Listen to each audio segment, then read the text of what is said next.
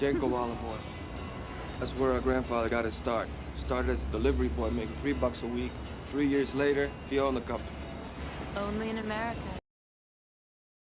That's nasty.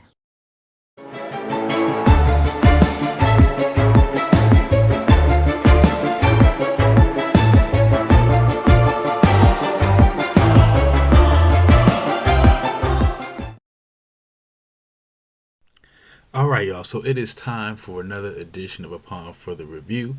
This time around, of course, we are finishing up the Godfather series, taking on the third installment, of course, everybody's least favorite. But like I said, going into the series, every single one of these movies had some good in them, including this one. So we are going to talk about, that in today's segment.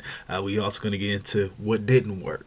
But if you like what you saw today, go ahead and like and subscribe and all that good stuff, and I'll be leaving a link to my Instagram in the description to the video. So without further ado, let's get into it. Things start off with Michael. He's trying to get his family to come back together. We are shown shots of the old, lake house, of course, in California, and it looks as, though everybody, has separated, gone their separate ways. Mike has been currently living in New York by himself. The kids have moved on with Kay. But at this point in his life, he's being reflective on what he's done and just how he's alienated people, and he wants to change that. So he invites them to this event being held by the Catholic Church in his honor, for all his charitable work over the years. Now, long story short, there is some positive coming from this because, the Kay and the kids, and, they do show up. And so they have somewhat of a, reconnection, particularly at the reception. Now, a lot of things happen at this reception, though. So let's go and get into some of the things that happen. Now, first things first, we have Anthony standing up to his father, and, he's turned a new leaf, and he wants to follow his dreams, which happens to be singing, particularly in the opera. Now, originally, Mike is not for all this because, again, he's set him up to become a lawyer. He's currently in law school and going through that route, and Mike would love to have him as an asset for the family business. However, like I said, Anthony wants to go his own way, and like I said, Mike is trying to make amends for things that have happened. Kay tells him that she and Anthony both know that Mike has something to do with the death of Fredo, and it's definitely put in some friction in these relationships. However, his daughter Mary, played by Sofia Coppola, she seems to be all right with him. She doesn't seem to have any issues with Mike. But Kay and Anthony,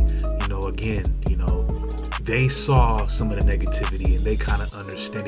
They're at a better point of understanding what's going on. And before I go any further, I did want to address, I guess, one of the elephants in the room when it comes to this movie, and that is Miss Coppola herself and her acting chops in this one. First things first, this is her first ever major film, and she was not, the person originally in line to play this role. According to one of my buddies who's a writer within this field, in those major films, he told me that Winona Ryder was the original pick for this. This says, as far as I'm concerned, I've heard about this in those rumor mills for many years now. So that was, officially made fact to me. And, they had to make do. Winona had some issues. She had a breakdown, and she ended up pulling out of filming. So again, the only young actress around would have been his daughter. Now, of course, a lot, was made of her performance, it just seeming, to be, very dry, a little bit boring, because again, she didn't have those chops at the time. And I will say this, I think that, her character of Mary, not knowing what's going on in the family business, not really truly knowing what her father is all about. I think, being that this was Sophia's first, go around in the film, and again, she still, is still learning how to act. I think, in my opinion, the casting worked in a way. because you have a novice actress playing a character who's pretty much a novice in understanding the bigger picture of what's going on. So I know a lot of people, were very critical of that. I've heard very critical takes on that. I think in a way it works. We'll get into what didn't work involving her character in just a little bit. Now, we have a new protagonist, so to speak, coming into this one, and we have Vincent Mancini. Now, Vincent is the son of the Mancini girl, of course, that we know that was messing around with Sonny. Now, there's also, a little bit more to him and Mary. Apparently, they had some sort of, it seems like, relations, or they were really into each other back in the day. And, apparently they still have that, attraction now. Now, mind you, I just said that this was, Sonny's boy. And of course, Mary, is Michael's daughter. So that would make them what? Cousins. Now, my question now is, are these folks really from, Sicily, or are they from Mississippi? What the fuck is going on here? Hey, cuz? Nah, fam, that's not what we do around here. I don't want no Habsburg babies. That's weird. That's one part of this movie I just did not like. I don't understand what Coppola was thinking putting two cousins together. That did not make, it was weird, it was gross. They over here kissing on each other, hugging on each other. It just did not work for me immediately. And there's some really decent things about this movie, particularly with how they tied in some of the real life events, into this movie, such as the death of the Pope. We also got the Vatican banking scandal kind of being portrayed in this movie. But this right here, this incestual relationship, this damn near killed the movie for me. Unacceptable, but I've spent too much time on this anyway. Let's move on. We also are introduced to, I guess, the main ops of this movie. Well, at least one of the ops of this movie. We have Joey Zaza, played by Joe Mantegna, of course, Cold Case bruh. And, he's, affiliated with the Corleones to some extent. But, he just don't get along with Vince for some reason. Now, Mike was supposed to be the, I guess the in-between between these guys, the guy, the glue to kind of help bring these guys together. Connie has set this up, and it just doesn't go right. And, being that this movie takes place, I think, or at least came out in 1991, something like that, I almost want to say Mike Tyson was influenced by this, because your boy Vince comes out of nowhere after being called a bastard. Again, I'd take that serious too to some extent. He literally takes a piece out of Joe. He bites his fucking ear on some Mike Tyson. That's what I'm saying. This came out before the Mike Tyson Holyfield fight. So if anything, Mike might have been, influenced by this. Mike, if you watching this, if you ever get your eyes on this, somebody shows it to you, this is the question I have. Were you in fact influenced by this movie? Because I just think it's just hella random that this scene just so happens to happen in this movie, and then in my head, I think about you, Mike. Were you inspired by this movie? If I'm wrong, I'm wrong, but that's kind of my theory. Anyway, it just, like I said, it goes bad. Zaza, Vince, bad blood. Anyways, Michael does see the potential hidden behind all that extra anger, all that extra recklessness behind, Vince. Of course, that is his nephew, so he agrees to kind of accept him into the fold, with the understanding that eventually he'll be trying to train him and get him out of those reckless ways. So we move on from that. We see Michael then doing some more business with the Catholic Church, this time with Archbishop Gilday. He is looking to buy up the main shares, or $600 million worth of shares of a Vatican real estate conglomerate by the name of Immobiliare. Now, this purchase would make him, the biggest stockholder, therefore pretty much running the business. And he is looking forward to doing business for, a twofold thing, in my opinion. Of course, he wants a lucrative business deal to happen, but he's also looking to put his name and his family name in a much higher standard. Of course, we talked about this in the first film. Coming into the life of organized crime, but looking to kind of do it his way, in a way that is super legit to the point where you can't question him. He had the background of being a military, hero. Now he's looking in his later years to establish a line with the Catholic Church. All this is done to make his name look better, and at the same time, have his hand into these other pots.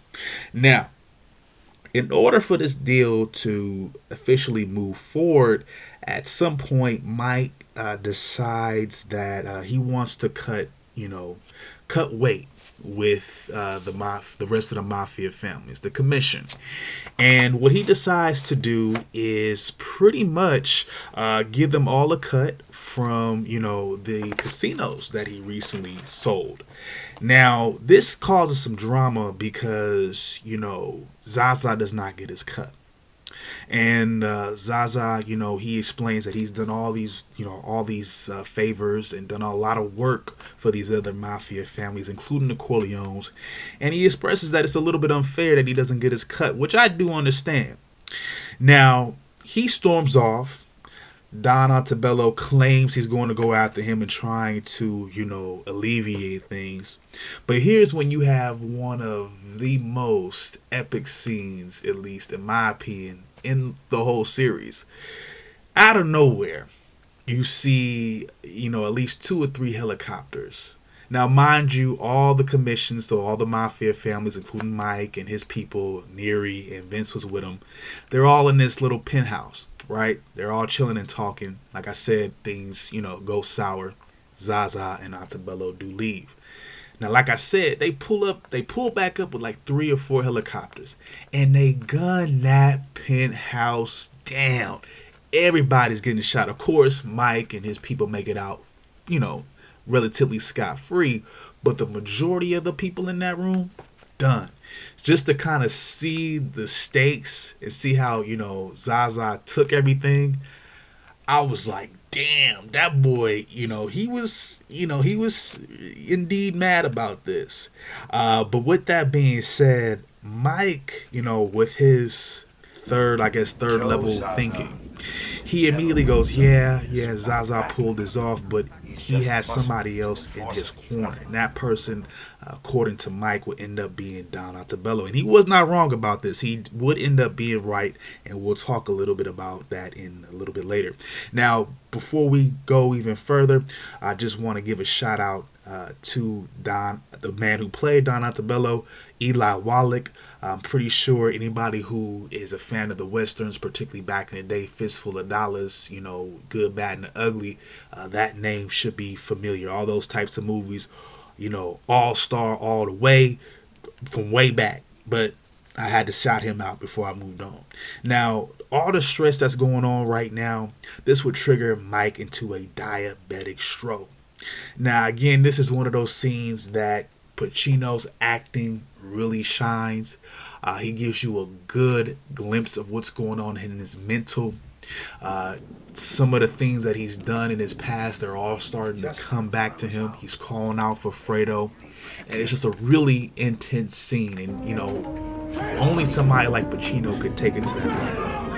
And right before that, he has that part where he goes, they're bringing me back in. And it's just like, damn, Pacino is one of the best actors of all time, really. Not enough can be said about this man, but he, at least in my opinion, and many people that I talk to, he's the one that pretty much made this movie watchable and made it okay for some. Again, I personally think his movie was pretty solid for the most part, but the reason being behind that was definitely Al Pacino.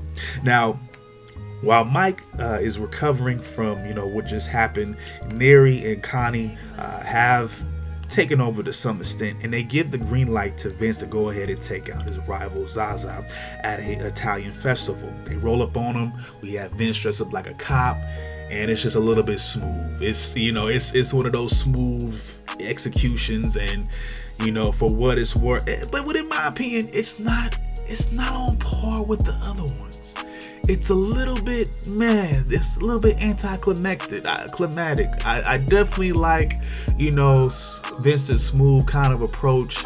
Rolled up on him with the horse. Hey, Zaza, that was cool, but overall, a little bit anticlimactic, particularly with what we just saw earlier with the helicopters. But it is what it is. They take out Zaza, but Mike was not happy about this because all this drama could come back and reverberate on him, and of course this could affect that deal with Immobiliare. So he's been trying to keep things relatively low key, and this just kind of gets in his way of that. But again, he agrees to forgive Vince, and he actually takes him under his wing personally so he can make sure that not only does he get out of that reckless stage, he also wants to make sure that he stops seeing his daughter, because that relationship is weird and it was still going on at this point. Again, I don't know why the fuck they made those two go together. I cannot even get into that. Anyways, the whole family makes their way to Sicily. They go back to support Anthony's first ever opera performance, and Vince and Mike will gather more intel, particularly about the folks behind Immobiliare. Also, some more info on Don Antebello and what his plans are. Now, Vince would infiltrate Don Antebello's operation by pretending to have a falling out with the Corleones, much like Luca Brasi did in the first film. However, he ends up unscathed. He ends up being able to infiltrate. He will go on to meet Lucchesi,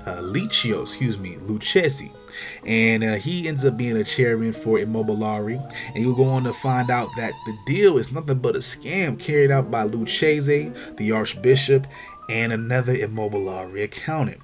Now, Vince would also go on to find out that Antebello has placed a hit on Michael with an old school assassin that is pretty well known, and he, for the most part, gets the job done. So they start preparing on how to counter all this.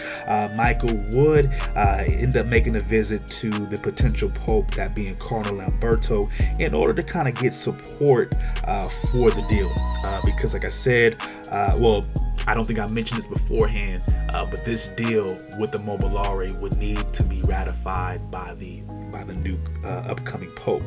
Now, in the convo, he would end up making his first confession in over 30 years, finally admitting, at least in public, to the killing of his brother Fredo. Now, I did want to share these thoughts with you real quick, kind of more about his character development at this point.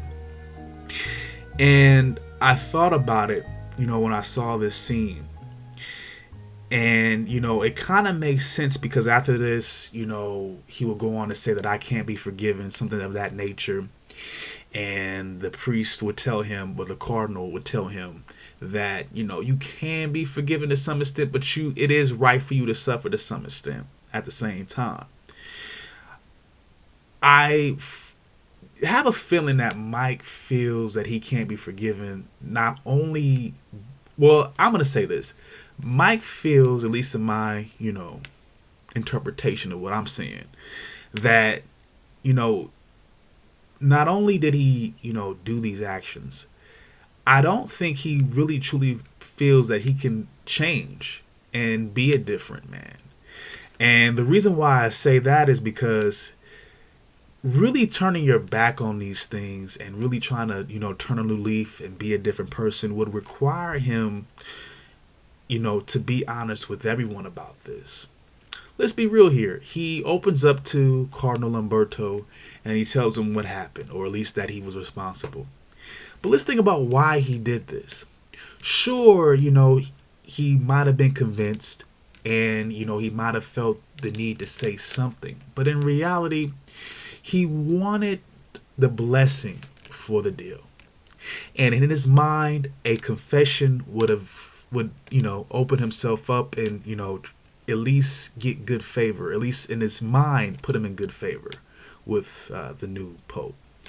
Because if he truly cared, I feel like if he truly wanted to change a leaf, why not tell Anthony as well?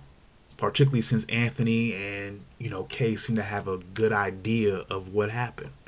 Why not come clean to your son and say, I'm sorry. I did this to your uncle, In fact, and I'm responsible for that. I wish I could take it back, or whatever you need to say, and move on. But he didn't. And even in this moment, yes, he comes to the cardinal and say all this stuff to him, all these things to him. But he doesn't open up to Kay about it. He doesn't even go to Connie, who still, at least in her mind, at least how she, projects it in the movie, is that she still doesn't really know.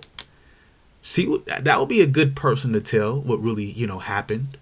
That would be, Kay would be a very great person as well. Like, again, your son, who pretty much has an idea or is pretty much certain that he did that. So to come out and tell the cardinal, yeah, that was fine, but you neglected to tell your whole family about that. But he made sure to tell them about the girl that he got married to in Sicily. Okay, that's the girl I fell in love with, but you couldn't tell about what happened to Fredo? Come on now. He has to be consistent. That's why I'm saying, he did a lot of things to make himself look good while he, in his mind wanted to take over this family business, this crime business, and, again, try to do it in his own way. In more words or less. You know what I mean? So just seeing that right there, see him still trying to fight with that and to fight with what the truth is to some extent, at least with telling it, those who need to know. I think that's there with him, and he's still struggling with that. And because of that, he may not truly grow from this. He may not truly change. And that's in my opinion, that's what was being shown in that scene. Now, a couple positive things would happen for Mike before this shit takes a drastic turn. Now, for one, him and Kay agreed to forgive each other, and they agreed to move on. They also profess that there is some love that they still have for each other. So they agree to see, what happens and build somewhat of a relationship again. We also got the deal with the Mobilari. It was ratified by the newly elected Pope. We mentioned him before, Cardinal Lamberto. So there's 2 wins for him at the moment. But then things go bad with the deal because the Archbishop, he ends up taking out the Pope with a poison tea. And then you also see Mosca, the hitman that was hired to take out Mike, taking out one of his family councils, that being Don Tomasino. So, we do see those things start to turn. Mosca makes his way down to the Opera House again in order to complete his mission, which is to take out Michael as well. And at that same time, or at least before all this, we do see Mike hand over the reins of the family business to Vince, as he makes the promise that he's going to never commit any types of sins again. Although he is pretty much helping Vince carry out the sins of pretty much eliminating everyone who was involved with the Immobiliare deal, including Lucchese, and that means, Archbishop Gilday, who they sent out nearly all the way to the Vatican to take out, and then of course the other banker that was involved in the scam as well. They ended up hanging him. Now, just craziness now. And then we also would see Don Altabello. He would get taken out as well. He ended up eating some poison sweets. So there's poison. There's all types of stuff. I'm not going to send no more, but I'm going to send my sister to eliminate my enemies. Or I'm going to send my nephew to take out my enemies and oversee that. Again, Mike said he wasn't going to be sinning, but again, he's a part of the sin. Just like Kay said he was in the beginning of the movie. He was a dark cloud, pretty much.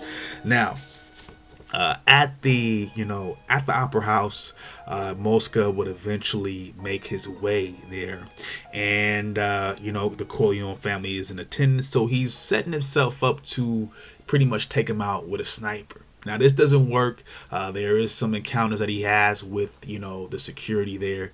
He's up taking out a couple of those guys, but he just ends up not getting off that proper shot.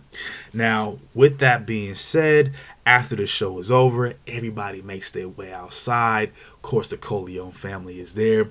And that's when you see Mosca, the hitman that was hired. His son distracts everybody. Now, in the midst of all this going on, Mosca, he runs up and tries to take 2 shots at Mike. He misses, but with the second shot, he hits the daughter, Mary.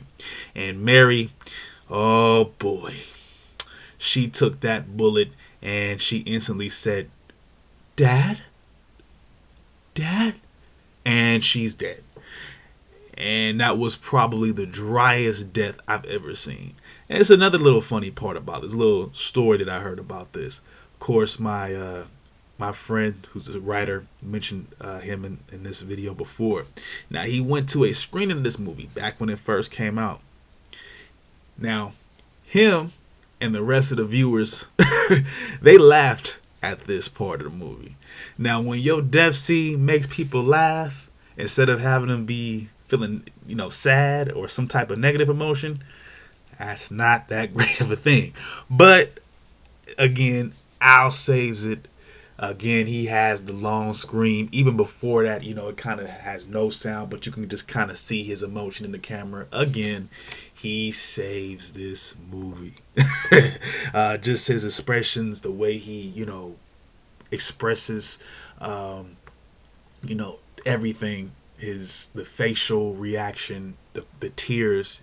You see all that. You see the pain. He encapsulated all of that. Okay. Now, again, Mary dies. He lives. But let's just say everything fell apart at that point. Every promise that he thought he was going to be able to hold, it falls apart. He was not able to get his family back together. Of course, who would stay around now at this point? You think Anthony's going to want to be a part of his life when he got his sister killed? No. You think Kay's going to want to stay around now after she saw her daughter get shot over some stuff that Michael was involved in for years? Now, mind you, in the second movie, I forgot to talk about this line, but she already kind of saw a pattern in. And again, she checked him. She said, Mike, you said in 5 years you'd be completely legit. It's been 7 years. And trust me, I've been there. I know what mixed expectations are all about. Again, I've made promises to myself and others and let them down. So I know what it's like for them to come back at you like that. But he let his family down. And again, this goes back all the way to the beginning, though. He had an opportunity to maybe see that his father was okay in that hospital. And I understand him wanting to do that. There was a situation where, of course, we know that now, that they were going to set him up and really do some bad things to Don Vito. And, Michael had a right to kind of see that his father was okay. He did a great job with that. But again, I say it now, and I said it back then when I did the first movie. He crossed the line when he decided to kill Sollozzo and, the officer. That put him into this line of work. And not only did he, eliminate those people, Officer McCluskey, and of course, like I said, Sollozzo, he assumed the role of the head of this family enterprise and all the things that came with it. And, again, him being a part of the military, him doing all these different, outreach in terms of his charity work, that is just to cover all that. Because think about it. As soon as he got under investigation and was sent to a, somewhat of a trial, that Senate hearing in the second movie, what does he say? He made sure to throw out there, I'm a war hero. I served my country in the military. All these different things. Right. Just like you knew the exact right things to say when you were trying to convince people to kill Sollozzo. Oh, we had people who are involved with the newspapers. We can just print this guy, at least McCluskey, the cop that was with him, as a crooked cop. We could say all these things about Sollozzo in our media. See, he already had these, some of these actions planned out already. He had to. But it all fell apart. He was not ready for, in the second film, he was not ready for Hyman Roth to pull the trickery that he did. He kind of wasn't prepared for what happened with this one in Don Altobello. And every step of the way, not only did he put himself in a situation, he put his family in danger. He had to take out his own brother. In this one, his own daughter was murdered. he lost countless friends, countless confidants to this lifestyle that he himself could have avoided, and he himself had promised everyone around him, or at least the important people around him, that he wouldn't be around anymore, at least around these elements anymore. It was 7 years back in the second movie. He was 2 years late getting out of this stuff. And again, he never really got out of it. And he ended up dying alone. No family, no friends. A lot of them dead. A lot of them want nothing to do with him because they don't want to end up dead. That's what happens. Things fell apart for him. That's all I can say. Godfather 3, the story of how things fell apart. All right, y'all. Like I said, if you like what you saw today, please be sure to like and subscribe. All that. And if anybody hasn't told you yet, I love you. Peace out. One love. And I'll holler at you guys later.